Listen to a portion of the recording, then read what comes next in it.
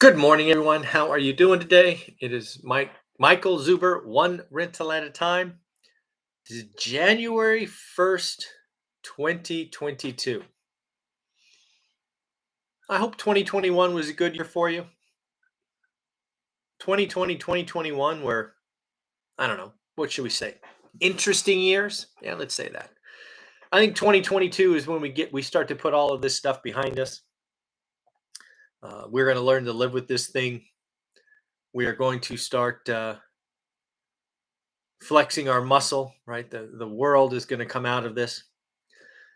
But I do have some some things we need to watch out for.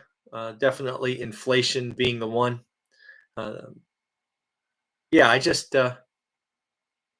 I look forward to coming out of this. I don't know, icky environment. So um, do me a favor. These Saturday live streams are for you. If you want to say Happy New Year or Good Morning or whatever you would like, you can leave comments. I will do my best to recognize each and every one of you. We will start that off with Nathan. Happy New Year, buddy. Thank you for all you do. Yeah, the One Rental at a Time community, which obviously includes you, Nathan, and everyone watching, is an amazing group of people. We are all players. We are all doing the work. We are all practicing. Um, we other wins are not our losses. The One Rental at a Time community is amazing. Lumberjack, good morning, man. How you doing? DJIE, Happy New Year. Thanks for all you do. So, a couple of things I have noted, because again, it is New Year's Day. I wasn't sure how many folks would join, but again, I'm a creature of habit and it is Saturday. So, that means I need to do the live stream. I'm going to start off on a negative note because I have been asked this dozens of times. So, I thought I would just share my thoughts. And that was, could we have World War III? Um, that is always a possibility for sure. One of the things that I put some thought into this yesterday, and again, I am not calling for it. I don't want it. I hope it doesn't happen. It might be a 1% chance, but given I have been asked this a lot, let me pick up Sonny. How you doing, Sonny? You want to say hi to everybody? Hi, Sonny. Hi, Sonny.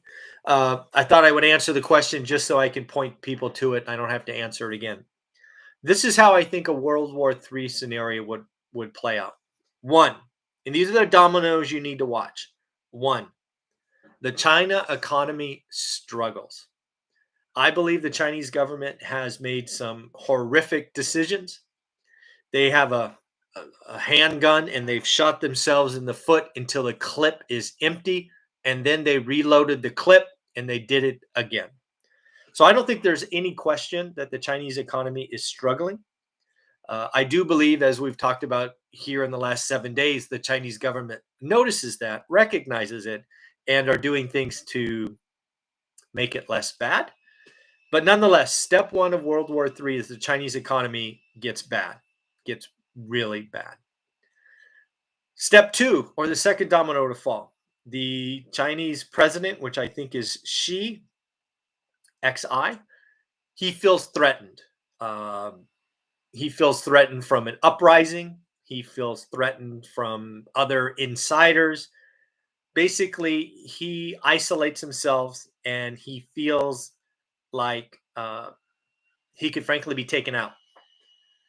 If that's how he feels and he wants to create a distraction, um, he's going to tighten his grip and he is going to invade Taiwan. He will invade Taiwan, create a distraction, create something over here so the uprising gets squashed. If China invades Taiwan, the world reacts. The world reacts, including the US, I believe.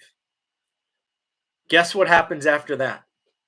Then good old Vladimir Putin. Putin, Russia. What will Russia do? Well, Russia will join and support China and Xi. What Putin will do is go, oh my God, the world's over there. I'm going to invade Ukraine. And then the world reacts, and boom, we are in a world war. That's how I think it happens. If it does, again, I'm not calling for it. I don't think it happens, but you could definitely look at the chessboard and go, that could happen, that could happen, that could happen. I believe it stops at step one. I believe the Chinese government already sees that they need to back off some things. I think they're going to come and bail out some of their property developers. So I don't see it getting to that point. But yeah, I mean, could the China government be bad? Yeah. Could she feel threatened? Yeah. Could he invade Taiwan to distract everyone? Yeah. Could the world do this? Yeah. I mean, you could at least look at the chessboard and go, damn, international conflict could be a problem in 2022. And if China does that and then Putin follows up and invades Ukraine at the same time, oh my God, what would Biden do in that point? I don't even want to guess. I don't even want to guess. So, yeah, that could certainly happen. Let's say hi to everybody. Nathan, everyone's hungover except the parents with young kids. Yes, preach. That's funny. Yeah, your kids don't know it's January 1st, huh? That's funny. Or maybe they do, but they don't care. They want to get up early. That's funny. Um, JC Blast, good morning. Happy New Year. Good. Uh, oh, that's good. Lumberjack, wishing Ilana all the best, as you know. So, okay, so that's out of the way. Let's get that. Let's move on to. I actually took this from a Grant Cardone interview. Actually, it wasn't an interview. It was one of his. I'm not going to sell you anything seminars, and then he spends the last hour trying to sell you something, which I always thought was funny. But the first hour or first 40 minutes, I found to be pretty good. I think I was running when I was listening to this. Basically, what are eight things? No, 6 things you could do to change your life in 2022. I actually thought this was a pretty good list. I will go through his because, again, I believe in giving full credit, but I will twist them to the one rental at a time way. So, number one, again, according to Grant Cardone, with my little twist, is discipline. Discipline. If you have noticed anything about one rental at a time, Michael Zuber, discipline is his thing, right? When I have a focus, we do it. We do a daily show for 1,000 days in a row. We talk to 7 or 8 multimillionaires for 52 weeks. It's kind of who I am.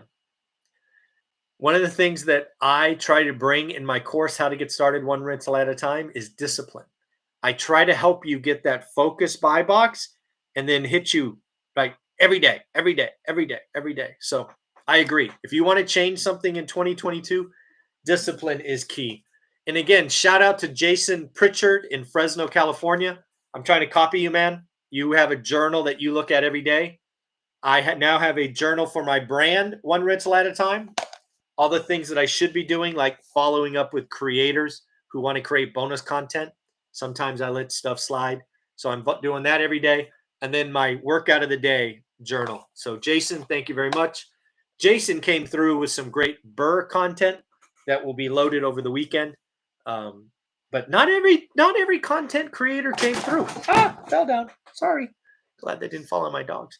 So again, discipline is number one.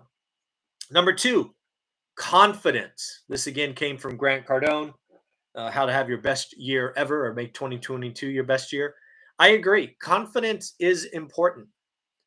I also know that a lot of new investors lack confidence. That thus they invest in others, or they trust other people, or they trust people in their mom's basement looking at charts. Hey, here's $5.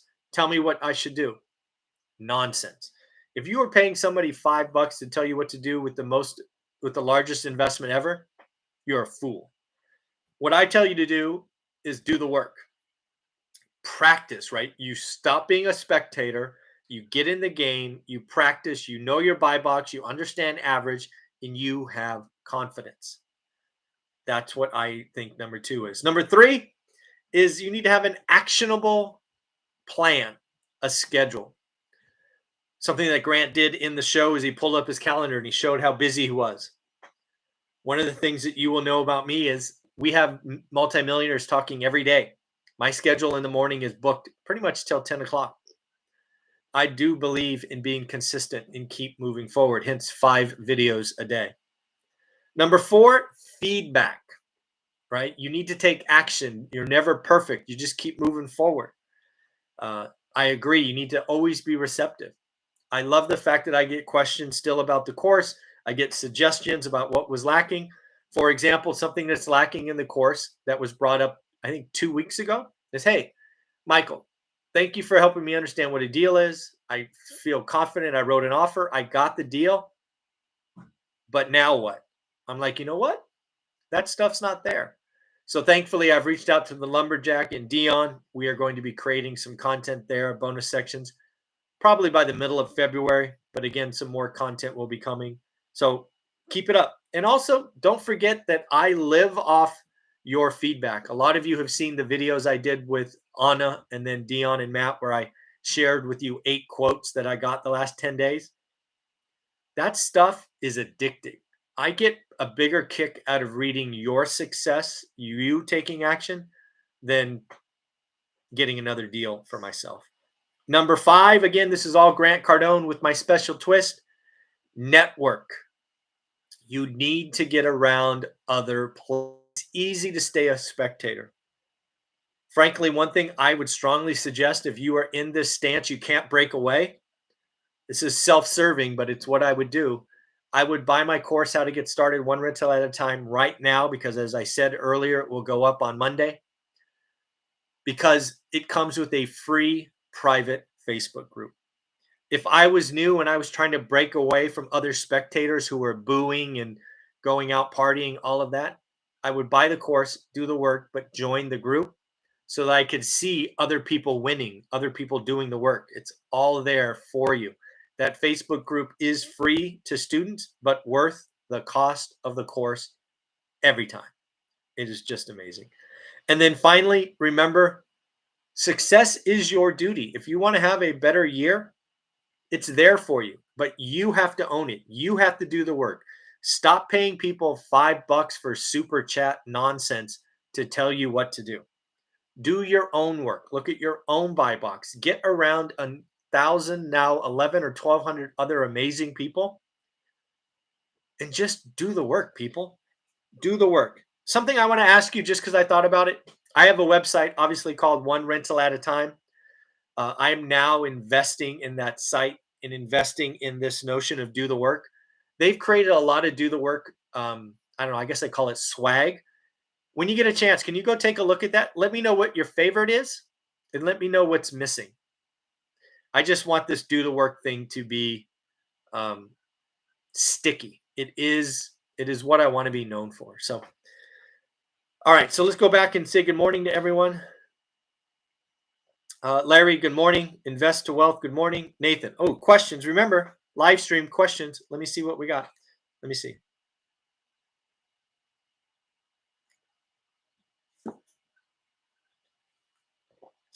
Nathan has a question. I'm going to read the question because some of you listen to my podcast. You mentioned several times how you recycled cash from Norris Drive and it helped you get from 8 to 80. Cash out refis work well in a dropping rate environment.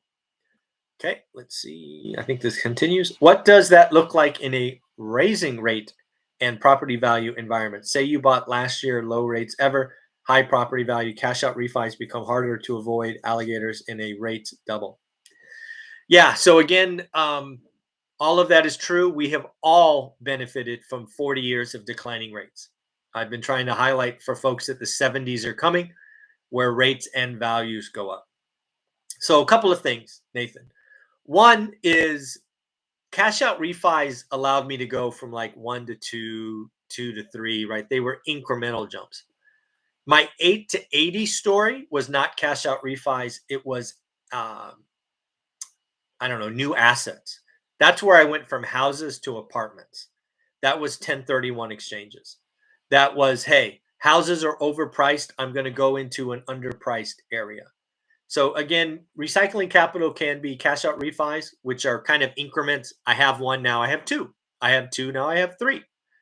But the big jumps are 1031s. A house to a 10 unit, a house to an 18, two houses to a 13. So that is really the jump. When you go 8 to 80, it's not cash out refis. It is 1031. But back to the meat of your question. Um, will I do cash out refi? So I now have some loans, as I've talked about with Velocity Mortgage at, let's call it 4%. Is it possible I do a cash out refi on those in say 3 years when the 30-year rate's 6%, right? Rising rate environment. And the answer is yeah, it's possible. It's going to be about doing the math. If, for example, rents have gone up 20%, values have gone up 15%, and I can use that cash. Right now rates are 6, but I know my market so well that I can earn 10 or 11. Yeah, I do cash out refis. Cash out refis don't stop in a rising rate environment. You just have to be better. In a low rate environment like we've had for the last 2 years, everybody and their brother can find good or great deals because the cost of capital is so low. In a rising rate environment, the investors have to be better. I fully expect that I will do some refinances to higher rates in the next decade. It's because I want to unlock that dead capital, that dead money. And yeah, my mortgage payment will go up, but I will be a elite investor, as Matt talks about. And if I have to pay 6, I got to earn 12, right? I want to double the cost of capital. Um, so yeah, it can happen. It's harder, more expensive, but again, what people don't realize or appreciate, in my opinion, is the rising rate environment coming is going to slow transactions, which is going to give us investors a better chance at doing better deals. But yes, always do the math. No alligators. Don't over leverage. All the same rules apply. Nathan, thank you for the question. Roldan, good morning. Thank you for what you're doing. Roldan, thank you very much for that Get Your Money Right Excel spreadsheet. Matt and I will talk about it. Again, Get Your Money Right is a cheap $99 course that allows you to understand what you're doing, needs versus want, discretionary money, price turned to time. It's a great course that not a lot of people sign up for because most people are focused on real estate. But man, Get Your Money Right course is a foundational course that keyed Olivia and I's growth. So I'm glad you found that valuable. And thank you for the spreadsheet. We will look at it on Tuesday. Paul V, good morning. Happy New Year, everyone. Yeah, can you guys crazy? Whew. Rob, do the lazy. I'm not sure what that means. Do the lazy. Did I say lazy earlier? I don't remember. Maybe not. Julie, the network issue is a problem for me. I feel like I'm the only one that's doing this in my area. Oh, Julie. Yeah. Yeah, the network one was a big one for me. Some of that was self-imposed. If I were to go back to my first 3 years, Julie, I thought the answer lived in Excel. I thought I could solve it myself. I was often doing my stuff in other countries, and I wasn't even open to the idea that there was other investors in Fresno. I didn't open myself up to networking with agents. So what I would tell you to do is first off, acknowledging that, awesome. Continue to engage in the Facebook group, but also get uncomfortable. Try to meet one new real estate agent or one new investor a week in your market. If you do that for June, February, and March, you will no longer feel alone. If you do one new person a week, Julie, probably by the end of March, you're going to have a new best friend. Think about that. You got another and maybe it's not a best friend like you've known him forever, but you're going to have somebody you go to coffee with, and maybe it's even virtual coffee. Who knows? Julie, I feel you. I think a lot of people feel alone. If you feel alone, get uncomfortable. Reach out. You're in the Facebook group, I believe. You have 1,100 other people. Get vulnerable, Julie. Tell the group that you feel this way, and I promise you, amazing people like Roldan or Nathan or all these other people, Dion that you see on here, Matt, somebody will reach out. Probably several people will reach out and you will not feel alone anymore. Yeah, the key to getting out of the dark is to turn on the light. But you have to turn on the light. So, I think a lot of us feel that way. I know I did. And the worst part, Julie, I didn't even know I felt that way. So, you are ahead of me. So, congratulations. I was so I don't know if arrogant's the right word. I guess it wasn't arrogant, although some people would call it that. I just didn't know. I just didn't know. Nobody in my life ever did real estate. When I bought that first house on Norris Drive, no one in my entire family, grandparents, aunts, uncles, cousins, anybody owned a rental property. Nobody in my family has any money. If I had to guess,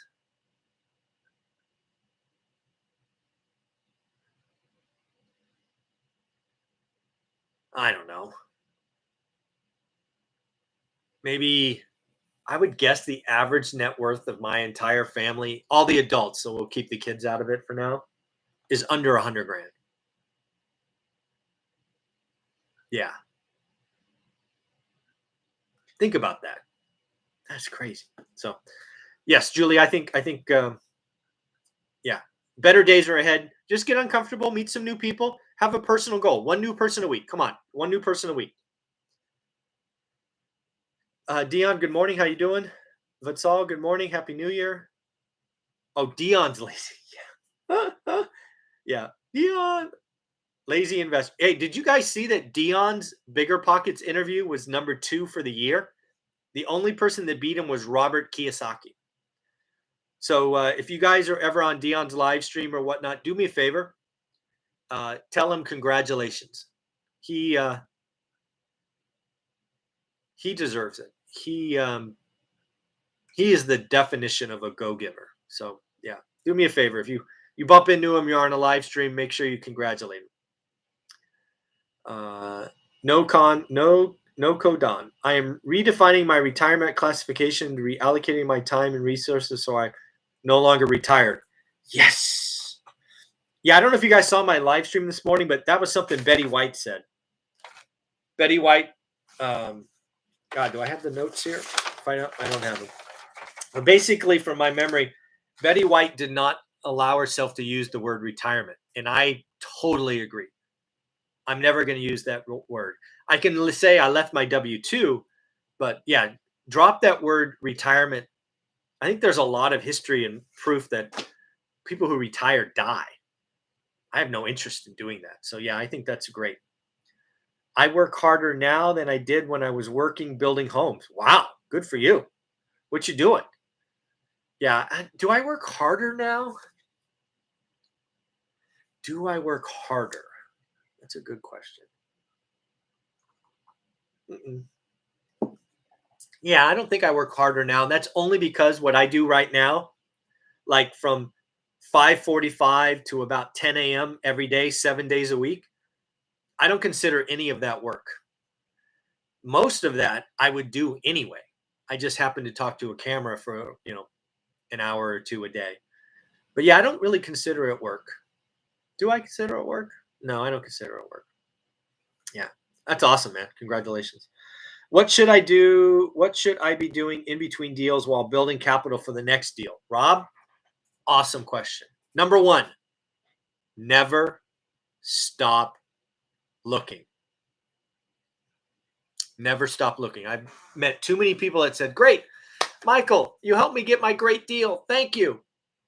And then 6 months go by and they don't look and they're like, "Great, I got my capital. I'm going to try again." I'm like, well, what are you going to do? Learn the market again? It's changed in 6 months. So, Rob, please hear me here.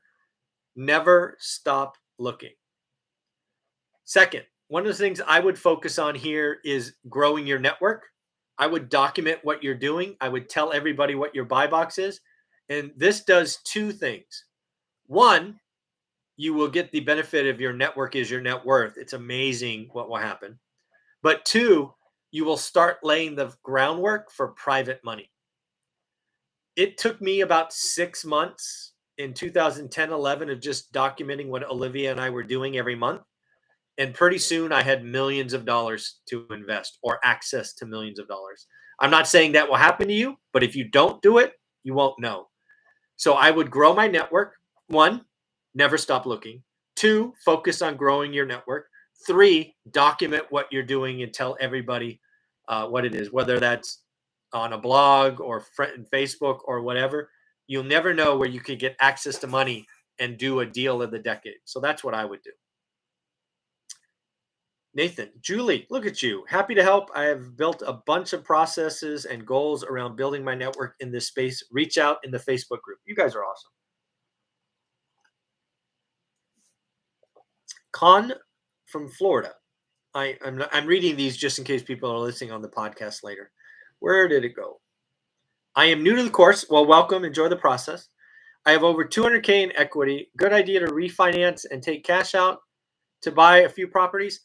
Well, first off, my answer is don't do any of that because it sounds like this is in your home. Let me read that again. Sounds like this is in your home. I'm not a big believer in taking equity out of your home. It's where your kids sleep. It's where you sleep. It's where your wife sleeps or husband sleeps. Either way, uh, I think you just do the work like the course outline.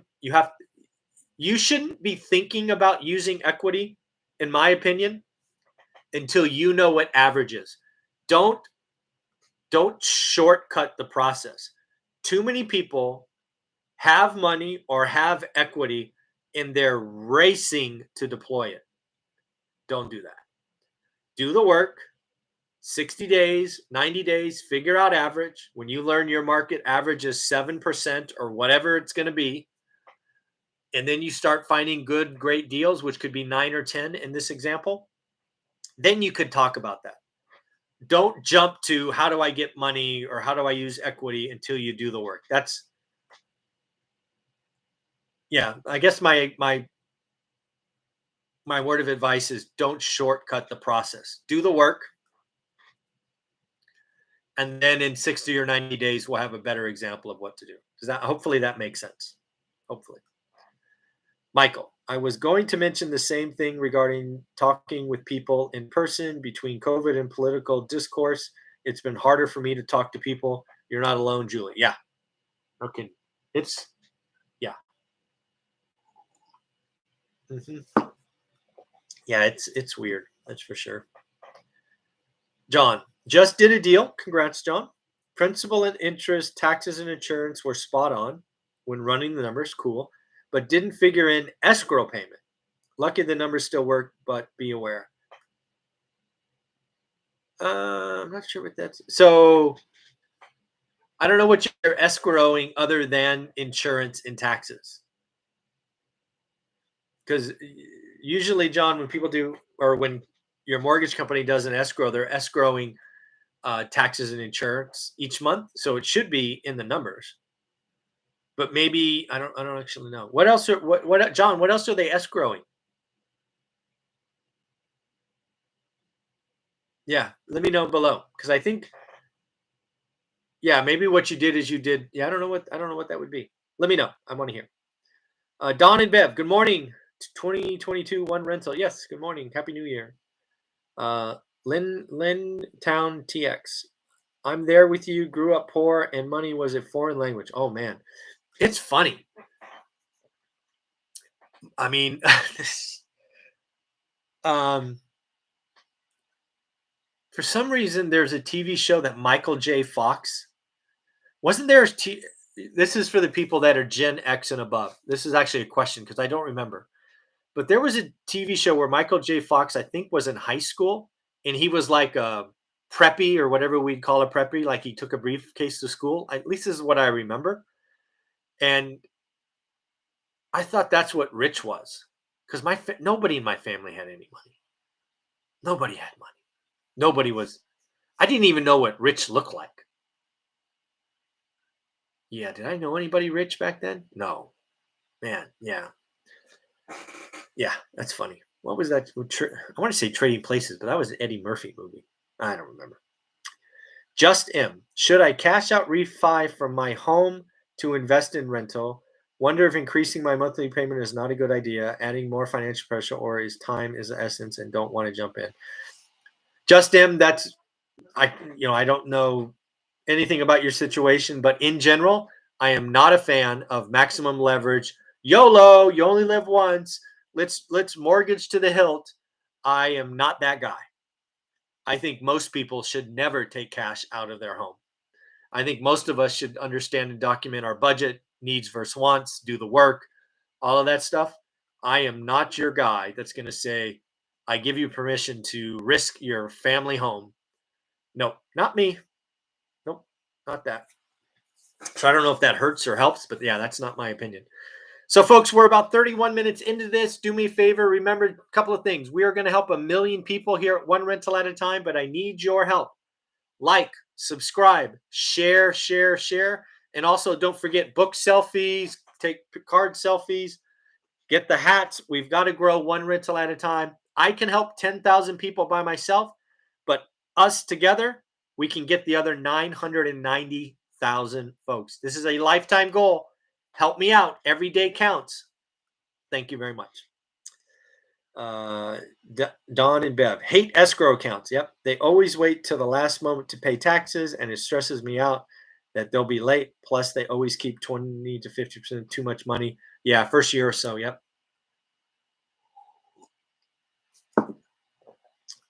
Yan, from doing your course, seems your financial health course is about savings rate more than anything. Do you use after tax income as a basis of measurement?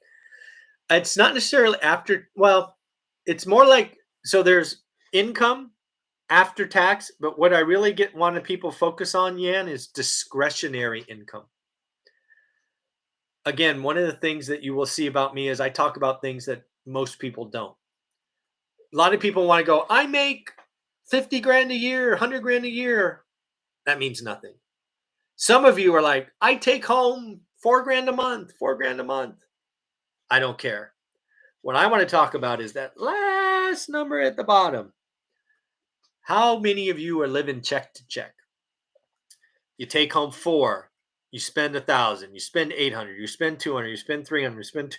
Pretty soon you got $75 left that's discretionary. You're screwed. Too many people don't understand where they are. That how to get started or that get your money right course is so awesome. It helps you focus on the most important number that no one talks about, discretionary income.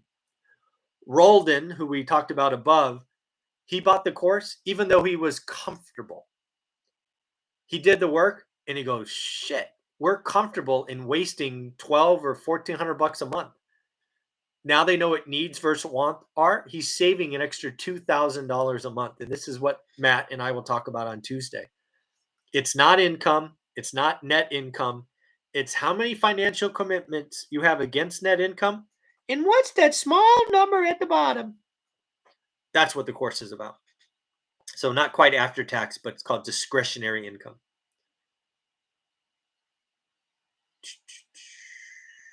Let's see. My work now consists of remodeling rental properties and looking for better deals. New construction quads coming this year. No con Don, do me a favor. If you're up for it, let's do an interview on my channel if you're comfortable with it.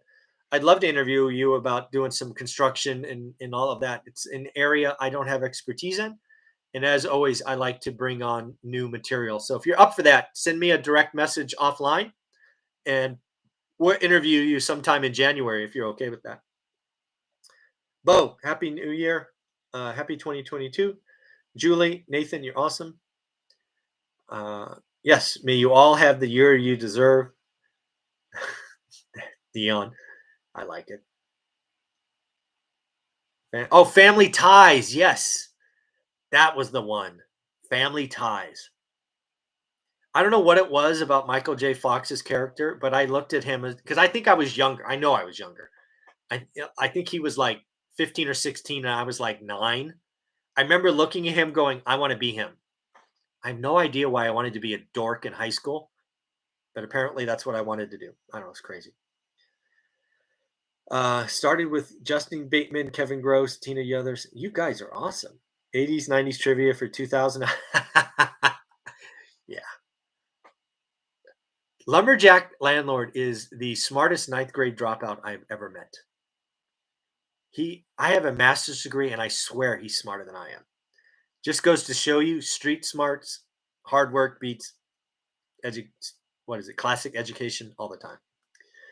Who is the non-QM lender you recommended again? I reached out to the wrong guy.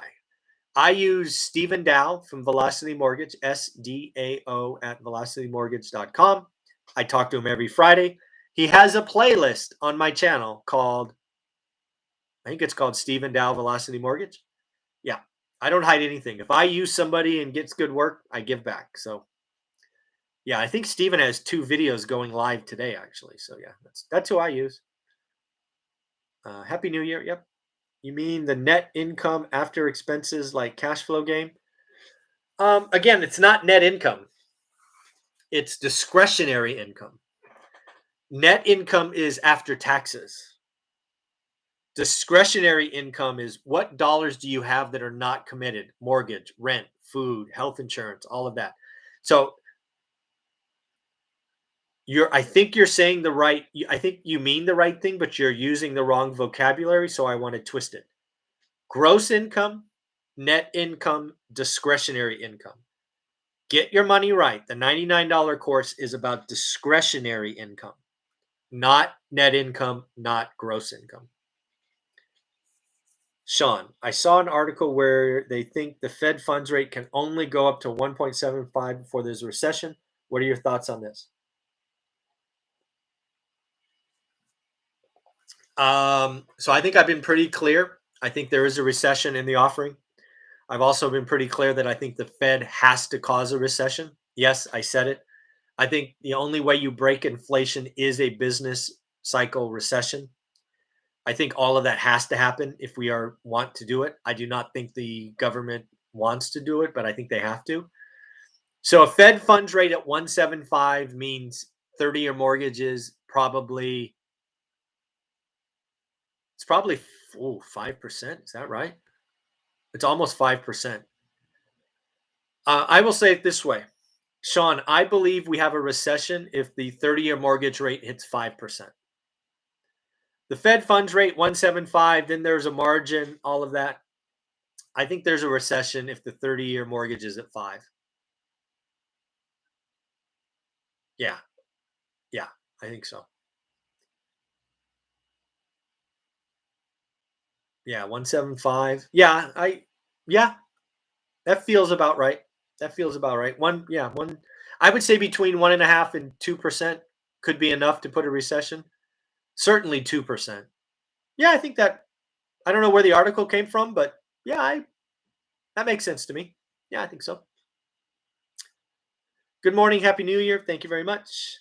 At what point do you feel rich? At 3 million net worth, I'm still not there. I still be lean for probably 5 more years. That's a good question, Julie. And again, I freely admit that I'm an oddball. I believe net worth is it's the wrong metric. Uh, and again, I say that as somebody who lived through the last crash and watched assets fall off a cliff. For me, Julie, the most important thing is cash flow. I felt rich. I felt rich for the first time, and I think I've told this story, but the very first time I felt rich, um, I think I was in Australia, and this was like 2012 or 13. We'd bought a couple of houses that were trashed, and I called Olivia. How you doing? Blah blah blah, all that stuff. And I'm like, honey, um, did we have to move money over to our real estate accounts to fix those houses? Because I didn't do it, and I don't think you did it. She's like, no, we didn't have to. I'm like, how can that be? And she basically said the words that I've been waiting to hear for 12 years. Cash flow, we were able to do that from the cash flow from our units. That was the first time. It's not net worth, it's not income for me, Julie, it's cash flow. If you can live off 5 grand and your cash flow's 10, you're rich. Net worth, it doesn't matter. I know lots of people who are worth 10 million bucks that live paycheck to paycheck. Yeah, so I'm not a big fan of net worth, although 3 million is an awesome job. You're in the top 1%, I think. But for me, it's cash flow. It's cash flow. So for me is okay, 3 million bucks. How much cash flow does that work? How much does that produce? And again, I admit I'm kind of wonky, but that's how I look at the world. Roldan, by the way, all the numbers on this spreadsheet have to do with our W-2 lifestyle as I don't mix in real income and expenses with our personal life. That's awesome. Roldan, I don't know if you saw my email this morning, but I couldn't open it on my phone. Could you send it again? I'll try to open it on my computer later, but just in case I couldn't open it, send it to me again. That'd be good. Chester, yep. Stephen Dow at Velocity Mortgage. S. Dow at Velocity Mortgage. Yep. Thank you, Chester. Just M. I'm also new to your course and I found a lot of value. Awesome. Dion's self-management videos have a ton of great tactics from his experience. Good stuff. Yeah. I I am so lucky, honored, um, privileged, whatever you want to call it, that the one rental at a time brand and story has grown to a size where other amazing contributors want to add content. Whether it's Ryan Nickel was the first with creative financing, or Dion and Matt adding 4321 or self management, or Jason, who has just done an amazing Burr strategy, which will be loaded this weekend. Um, it is not lost on me that it's a true honor that that happens. How to get started one rental at a time as it exists with what I've created alone is worth the price of admission. The Facebook group that comes with it now for free is worth the cost by itself. Then you look at the bonus sections that are there now and coming. This should be $1,000 course. I have talked to, and I've actually had gurus call me. They find my number somewhere. They call me and go, I want to buy one rental at a time, the brand. I want to do this. I want to do that. You're not charging enough. I'm like, who the hell are you? And go away. This is our thing. We are not doing this. I'm not here to maximize my money. But yes, the cost will go up Monday. I already told you on the daily in the show it'll go to 320 or 319. The mentoring one's going to go up to 649. So if you want either of those, buy it today because Monday they go up. And then they will go up again this year because I'm going to chase down all these amazing content creators to get those extra sessions. I'm not going to jack up the price as much as I planned because frankly, all the content I planned didn't show up. So yeah, pretty crazy. And again, if you buy it now, you don't pay any more later. Yeah. It's not how I roll. Let's see. Since using the spreadsheet, our discretionary income has become approximately 50% of W2, allowing our savings to increase. Roldan, this is was it Yan? I think Yan. This is what I'm trying to do. It's discretionary income, not gross, not net. Discretionary. And when you can get your discretionary up from basically zero to half your income, you are winning. And then if you can get your discretionary income above your expenses, you're done. Back to I think it was Julie. My discretionary income is higher than my monthly income. I'm rich. That's how I measure that. Yeah. Happy New Year, WT. Chester, we should be looking at things the way Einstein did. Okay. In relative terms, one thing I've learned is that the most valuable things in life aren't absolutes, they're relatives. I'm going to look that up. I'm not sure. Figuratively and literally. Oh, they're relatives. Ah, you see, very creative wordplay there. I like it. No Kadon. Net worth is like a credit score, fluctuates each day. Yeah, I agree. And it's an opinion. Yeah. And oh, by the way, you can have you can have the same set of assets and your net worth is different, just like your credit score, right? Trans World does this, the other one does this, the other one does it's craziness. Michael, moments where you reach a milestone by surprise are awesome. Yeah, I remember that. I remember the first time I filled my truck with fuel and didn't have to think about what bills were coming up. What the balance was. Yeah. Yeah, I've had a few of those. Both, yeah, it's pretty amazing. It man, make just knowing the work's paying off. And again, back to the get your money right course, a lot of that's that discretionary number. For too many people, that discretionary number, here, this is so sad. I did the exercises in the course are things I do with my friends. So I did a version of this with a guy who makes 100. He at the time, this was when was this? This might have been 2012 or 2013. So let's say it's 2013. This guy made 180 grand a year. On the surface, if I told you made 180 grand a year, you probably feel rich, right? Okay. Well, his net income after taxes, 401k, all of that stuff was like I think it was 125 or maybe 135. Let's say 130. Again, most of you 130, dude, that's 10 grand a month. That's almost 11 grand a month. Most of you be like, score, I'm living in the big house. Here's the thing. I did the budget exercise with him and his wife, mainly with him. And we found out that somebody who made 180 grand a year had a discretionary income of $200. I think it was 207. I don't know about you, but having $2,400 a year discretionary, if you're making 180 grand, sucks. It's horrible. It's the worst I've ever seen. And this individual happened to be stressed. I looked at him, I pointed at that number, and I said, you should be freaking out. $200 discretionary a month? You're a freaking moron. You're one flat tire from being broke. It's not income, it's not net income, it's discretionary income. Most people don't get it. You won't get it unless you do the course. Yeah, it's pretty crazy. Yeah, I could. That's so bad, so bad. Okay. Just M. I like a particular location for a rental. Okay, sounds like a buy box to me.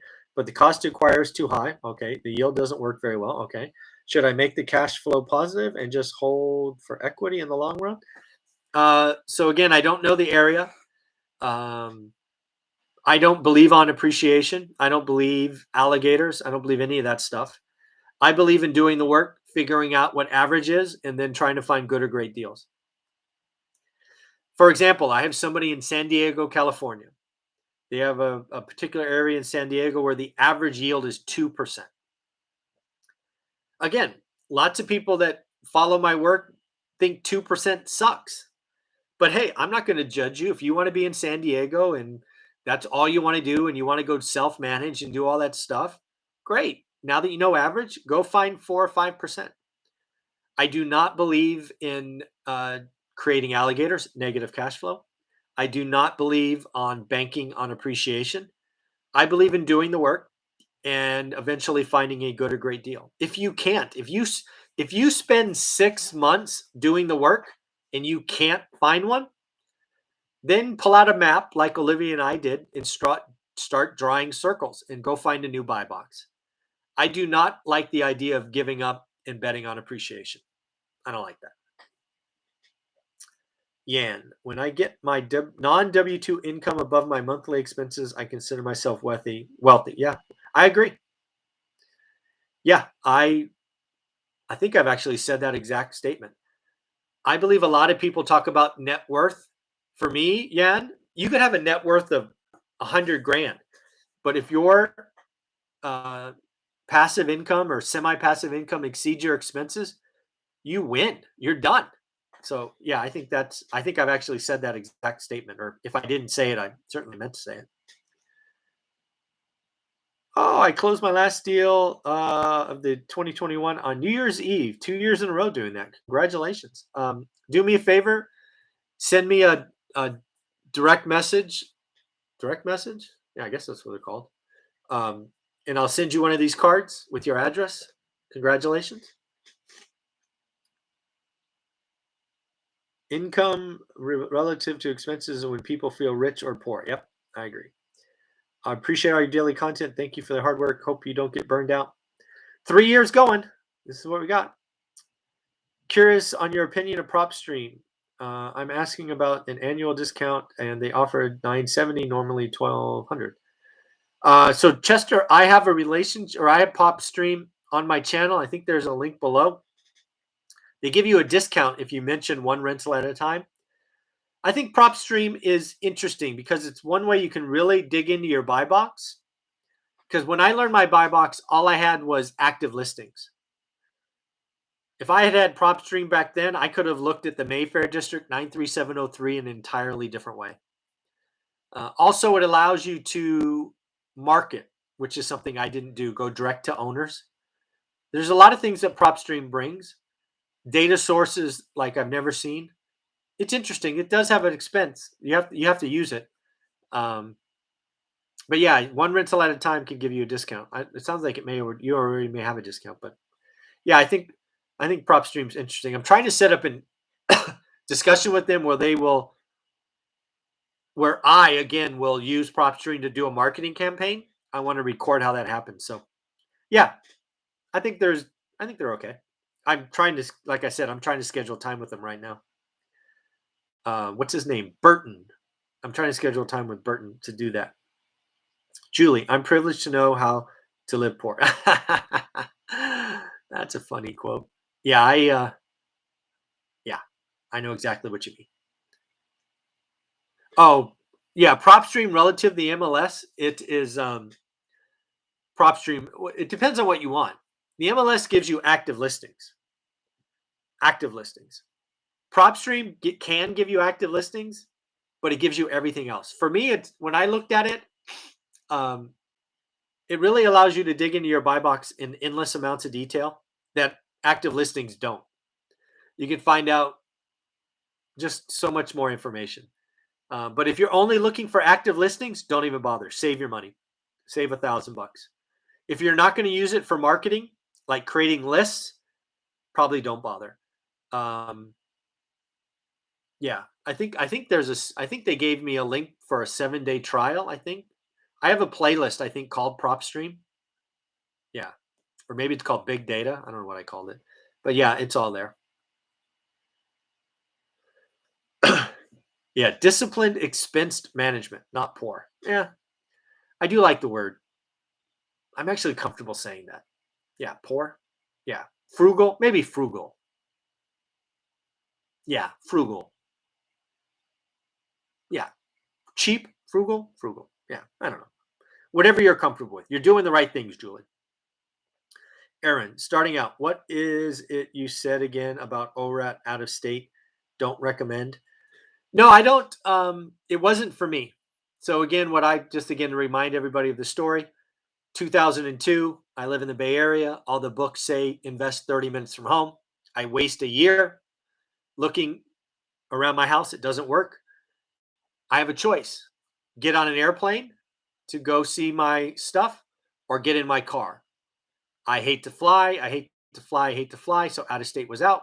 We pulled out a California map and we found Fresno. Out of state can work. In fact, I added a bonus section from someone who does it. Again, I do not talk about what I don't know. Millennial Mike added content for out of state. It can work, but just realize you've got to go see it. You got to build a team. You got to have checks and balances. So yeah, it's not that I don't recommend it. It's just an extra layer of work that I didn't want to do. Last questions from Donovan because I have my 9 o'clock with my private Facebook group. Looking to buy a new home from our growing family, but are planning to keep current home. Cool. After term restructuring in Canada, 30 years, only locked for 5 after increasing management. It will only cash flow $30 to $40. Would you sell and lock in better profit? Ooh. So I guess there's a couple of things that I don't know about Canada, Donovan. What are going on with rents? Are rents going up like the US, where maybe $30 becomes more next year or the year after? Because I got to tell you, I just got to tell you straight up, I would not do a deal. I'll say it this way: I would not buy a house that only cash flows 30 or $40. You're not even a broken water heater from losing. You break a water heater, you've lost money for 2 years. Yeah, 30 or $40 is not enough. The margin of safety is not there for me. So you do have a choice. You could pay down the mortgage and increase cash flow, right? That's a possibility. Um, But again, if this was me, I would not keep an asset that only had $30 of cash flow. It's basically zero. It's basically it's basically negative 100, frankly. You have one tenant turnover, you have no cash flow for 5 years. Yeah, I mean that's just a bad number, I'm sorry. $30 is not enough. I'm sorry. Yeah, that's pretty scary. 30, yeah, it's not enough.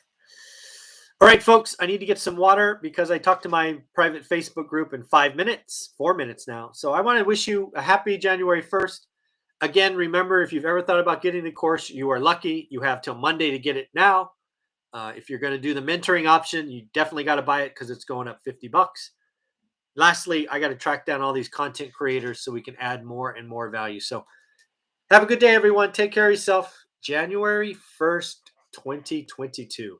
Crazy. Thanks.